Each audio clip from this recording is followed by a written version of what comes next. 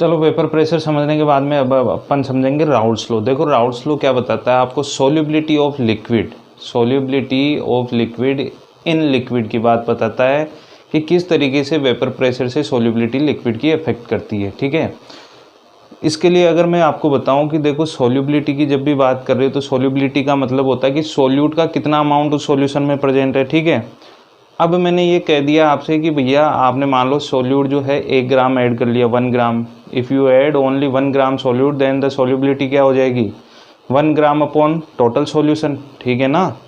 अब मैंने कहा कि जैसे जैसे ये जो अमाउंट है किसका, सोल्यूट का, वो बढ़ता जाएगा तो सोल्यूबिलिटी बढ़ती जाएगी। सोल्यूबिलिटी बढ़ रही है इसका मतलब क्या हो रहा है कि सोल्यूट का अमाउंट बढ़ रहा है सॉल्यूशन में। ठीक, अब सोल्यूट का जो अमाउंट बढ़ रहा है तो सोल्यूट के अमाउंट को अपन किससे रिप्रेजेंट कर सकते हैं बेटा, मोल फ्रैक्शन से। ठीक है ना, मोल फ्रैक्शन से अपन सोल्यूट के अमाउंट को रिप्रेजेंट कर सकते हैं। ये बात आप मेरी ध्यान रखेंगे। ठीक है, कि जितना मोल फ्रैक्शन सोल्यूट का ज़्यादा इसका मतलब सोल्यूबिलिटी ज़्यादा, तो मैं बोल सकता हूँ solubility directly proportional to mole fraction. ये कहानी मेरी क्लियर हो जानी चाहिए आपके दिमाग तक। ठीक है, अब इसको और ज़्यादा समझने के लिए अपने पास में है राउल्ट्स लॉ। ठीक है, तो राउल्ट्स भाई साहब क्या बोलते हैं मैं आपको बताने जा रहा हूँ। देखो अभी अपन ने वेपर प्रेशर पढ़ा, तो according to this law the vapour pressure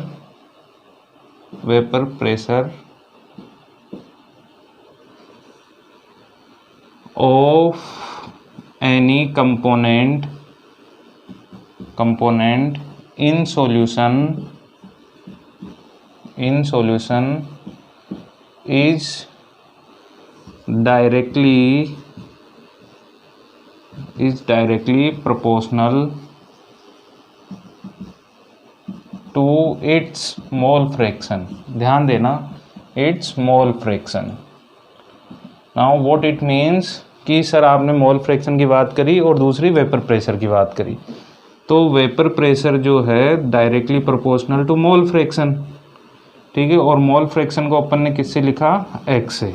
ठीक है, तो अगर मैं सोल्यूट की बात करता हूँ तो सोल्यूट को मैंने b लिखा है, तो vapour pressure of solute b, pressure of b, vapour pressure of b is directly proportional to x B.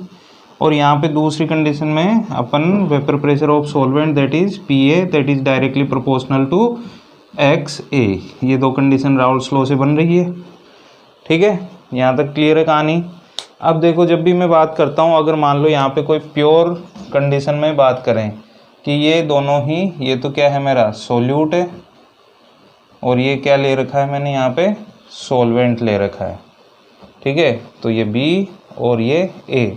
Before mixing जब मैंने इन दोनों को क्या नहीं किया बेटा, मिक्स नहीं किया है, तो इसका सॉल्वेंट का वेपर प्रेशर P0A ले लेता हूँ मैं। ठीक है, vapour pressure of pure solvent. और similarly this volatile solute has the vapour pressure in pure condition that is P0B। ठीक है, ये दो कंडीशन ध्यान रखना है। ये किसको रिप्रेजेंट कर रहा है, प्योर फॉर्म को रिप्रेजेंट कर रहा है, और ये आफ्टर मिक्सिंग। ठीक है, ये मिक्स होने के बाद में आ गया। तो यहाँ से अगर मैं राउल्ट्स लॉ अप्लाई करूँ, ठीक है, जैसे कि ये सॉल्यूशन यहाँ पे बन गया अपना, इसमें मैंने B को मिक्स कर दिया, A ऑलरेडी था, तो इस सॉल्यूशन का वेपर प्रेशर P ले लेते हैं, PS vapour pressure of this solution, total हो जाएगा ना सॉल्यूशन का वेपर प्रेशर, तो सोल्यूट और सॉल्वेंट दोनों के मिक्स होने के बाद में जो आएगा वो आएगा।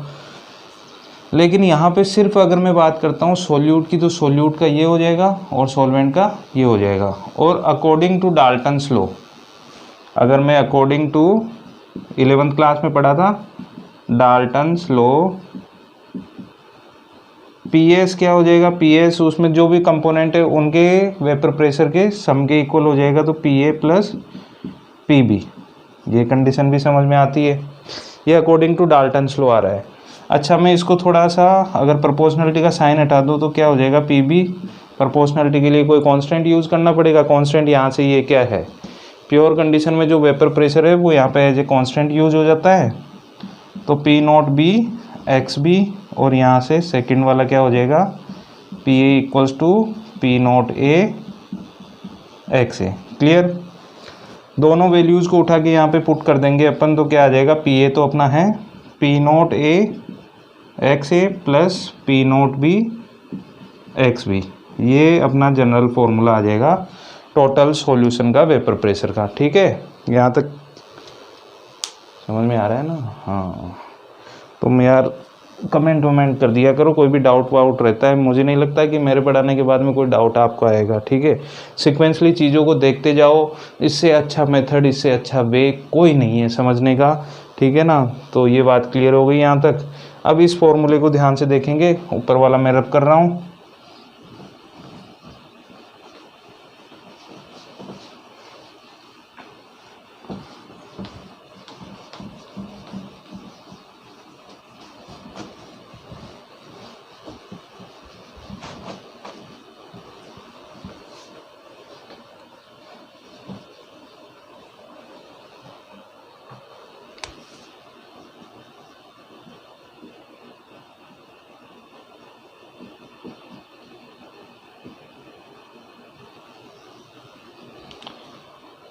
अच्छा, तो देखो अभी अपने पास फाइनल फॉर्मूला ये आ गया। अभी अपन एक कंडीशन और जानते हैं कि X A plus X B is equals to 1। ठीक है, क्लियर है? तो यहाँ से मुझे एक्स ए को रिमूव करना है, तो मैं क्या करूँगा, एक्स ए की वैल्यू एक्स बी की टर्म्स में पुट कर सकता हूँ।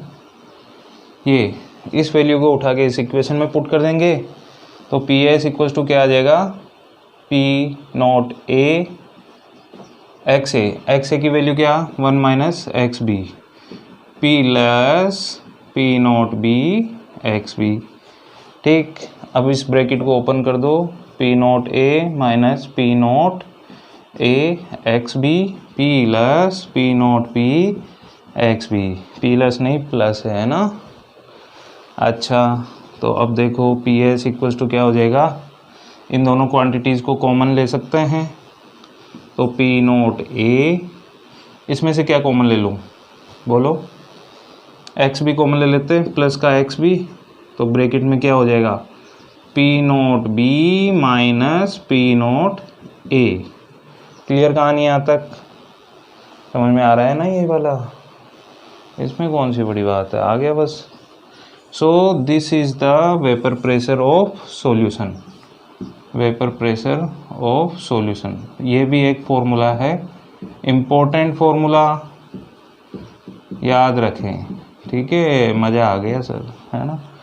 चलो अब अपन बात करते हैं इसकी ग्राफ की, या इससे पहले मैं आपको इसे मैं आपको बता रहा हूँ कि जो भी solution, the solution which follows the Raoult's law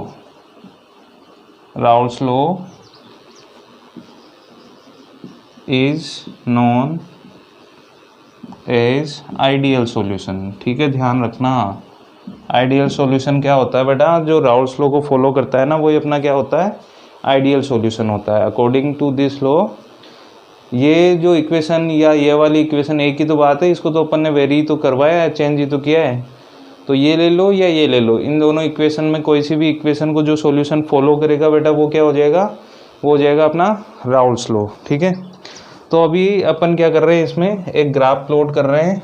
ठीक है, ग्राफ रहा, ये रहा। ठीक है, अभी मैंने एक साइड में सॉल्यूट का ले लेते हैं अपन, इधर वेपर प्रेशर जो है वो पी ए ले लिया, और इधर पी बी ले लेते हैं। ठीक है, और इधर मोल फ्रैक्शन का वेरिएशन ले लेते हैं इस लाइन पे। इधर सबसे पहले मैंने क्या बोल दिया, this is X B is equals to 0 and X A is equals to 1। जहाँ पे एक्स भी 0, वहाँ पे एक्स ए 1 हो जाएगा। ठीक है, इधर मैं ले लेता हूँ X A is equals to 0, तो इधर क्या हो जाएगा, X B equals to 1। Similarly यहाँ पे वैल्यू पुट करके फाइंड कर सकते हो। अब देखो ये वाली इक्वेशन कहीं पे भी अपन पुट करें, सबसे पहले मैंने क्या आपको दो कंडीशन बताई थी, P not P B is equals to P not B x B, और एक था अपना P A equals to P not A X A. First case में आप क्या करेंगे, ध्यान देना है बेटा, इधर आप ये करो कि पी बी है ना, तो वो फाइंड करना है, तो पहले एक्स बी को क्या रख लें, 0। एक्स बी यहाँ पे 0 पुट करो, तो क्या आएगा P B equals to P not B, तो यहाँ कहीं ना कोई पॉइंट आ जाएगा पी नॉट बी, ठीक है। और जहाँ पे एक्स ए 0 होगा वहाँ पे पी ए क्या हो जाएगा पी नॉट ए हो जाएगा, तो वो कहीं पे यहाँ पे ले लेते हैं रैंडमली पी नॉट ए, ठीक है। अब सेकंड केस में आप यहाँ पे देखें कि पी बी एक्स पी अगर 1 है तो एक्स बी 1 कहाँ पे है, यहाँ पे है। एक्स बी 1 आ गया तो वो तो अपन ने पुट कर लिया, 0 का अपन देखें 0 ये रहा एक्स बी, अगर यहाँ पे 0 पुट करूँगा तो पी बी भी क्या हो जाएगा 0 हो जाएगा, मतलब ये वाला पॉइंट, ठीक है। और सिमिलरली अगर मैं यहाँ पे एक्स ए पुट करूँगा, एक्स ए यहाँ पे है 0 तो पी ए क्या हो जाएगा 0। तो देखो इन दोनों को एक लाइन और इन दोनों पॉइंट्स को एक मैच करती हुई लाइन, तो ये बेसिकली किसको रिप्रेजेंट कर रहा है, ये अपना कर रहा है P B equals to P not B x B को, ठीक है। क्लियर है, समझ रहे हो। पी नॉट बी, एक मिनट देख लेते हैं, पी बी यहाँ पे एक्स बी 0 है तो यहाँ पे 0 पुट किया एक्स बी, तो पी बी क्या हो गया 0, ये सॉरी ये अपना क्या आ गया पी ए, और ये क्या हो गया अपना पी बी, ये थोड़ा मिसप्रिंटिंग हो गई थी तो इसको करेक्ट कर लें। अच्छा, तो यहाँ पे ये जो ग्राफ बन रहा है वो किसको रिप्रेजेंट कर रहा है, वो कर रहा है पी ए, और ये जो ग्राफ रिप्रेजेंट कर रहा है वो कर रहा है पी बी को, पी बी, ठीक है। अब बात आती है तो इंडिविजुअल अपन ने प्योर कंडीशन में ड्रॉ कर लिया, एकदम स्ट्रेट लाइन आ गई अपनी, है ना। अब अगर ओवरऑल सॉल्यूशन की बात करें तो सॉल्यूशन का वेपर प्रेशर ये होगा या ये होगा, एक ही बात है दोनों। तो ये दोनों को किस तरीके से ग्राफ में प्लॉट करें, तो बहुत ही ईजी मेथड है यार, इन दोनों पॉइंट्स को मैच करती हुई एक लाइन ड्रॉ कर दो, तो वो किसको रिप्रेजेंट कर देगी, वो पी एस, यानी कि P not A X A plus P not B x B, ठीक है। और ये जो है this is the graph for ideal solution, ये किसकी बात है, आइडियल सॉल्यूशन की। जो इस ग्राफ को फॉलो कर रहा है वो क्या है, अपना आइडियल सॉल्यूशन है। तो आइडियल सॉल्यूशन के लिए ग्राफ कैसा बनेगा, ये वाला। आइडियल सॉल्यूशन क्या होता है, ये होता है कि जो राउल्स लॉ को फॉलो करता है। अब मैं कंडीशंस ऑफ आइडियल सॉल्यूशन भी आपको इसी में बता देता हूँ, कंडीशंस ऑफ आइडियल सॉल्यूशन। तो ध्यान देना, देखो दो चीज़ें आपको ध्यान रखनी है, एक तो है चेंज इन एंथैल्पी, ठीक है, आफ्टर मिक्सिंग के बाद में एंथैल्पी में कोई चेंज हो रहा है या नहीं हो रहा है, या फिर सेकंड कंडीशन है change in volume after mixing, mix करने से पहले कोई वॉल्यूम होगा, मिक्स करने के बाद में कोई वॉल्यूम होगा। तो दिमाग में ये आ रहा है कि वॉल्यूम तो जो सोल्यूट और सोलवेंट का था, मान लो हाफ लीटर और 1 लीटर ऐड किया आपने तो 1.5 लीटर होगा, तो आप दिमाग ये बोलेगा कि 1.5 लीटर रिजल्टेंट आएगा, तो सॉल्यूशन में वॉल्यूम में कोई चेंज नहीं होगा। लेकिन आगे चल के नॉन आइडियल में आपको पता चल जाएगा क्यों चेंज होता है। ऐसे ही एंथैल्पी में चेंज नहीं हो रहा है, तो दोनों में ही या तो एंथैल्पी में भी चेंज ना हो और ना ही वॉल्यूम में कोई चेंज हो, यानी कि change in enthalpy after mixing is 0 और change in volume after mixing is 0। ये जो कंडीशन है, अगर ये कोई फॉलो कर रहा है कोई सॉल्यूशन, तो उसी सॉल्यूशन को अपन क्या बोलेंगे, आइडियल सॉल्यूशन। तो ये कंडीशन याद रखें।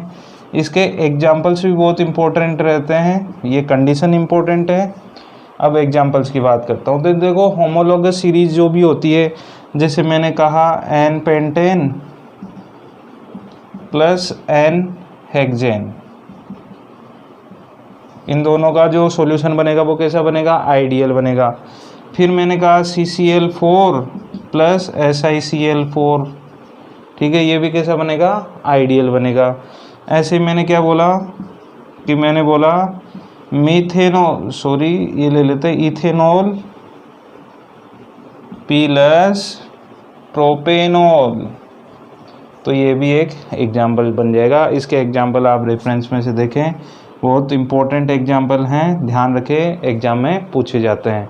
तो अभी अपन ने बात करी है राउल्स लॉ की, दूसरी बात अपन ने आइडियल सॉल्यूशन की, आइडियल सॉल्यूशन का ग्राफ पढ़ा अपन ने और इसके एग्जांपल्स पढ़े। तो यहाँ तक ये टॉपिक फिनिक्स होता है। इसके बाद में जो इस लॉ को फॉलो नहीं करता है वो नॉन आइडियल सॉल्यूशन होता है, जो आप नेक्स्ट वीडियो में देखेंगे। ठीक है, wish you very all the best. ठीक है, लगे रहो भाई, लगे रहो, मज़ा आ जाएगा।